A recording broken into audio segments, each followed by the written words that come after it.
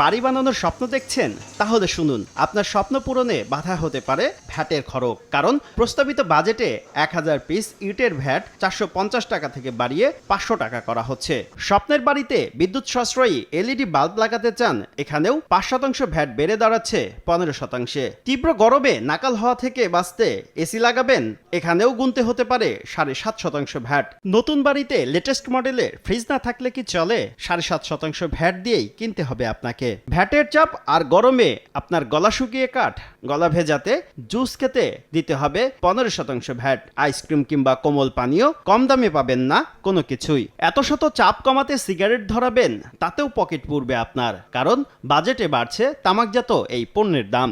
মনের দুঃখ ভাগাভাগি করতে স্বজনদের ফোন করবেন? প্রস্তাবিত বাজেটে বাড়তে পারে সিম কার্ডের দাম, খরচ বাড়বে কথা বলা কিংবা ইন্টারনেট ব্যবহারেও।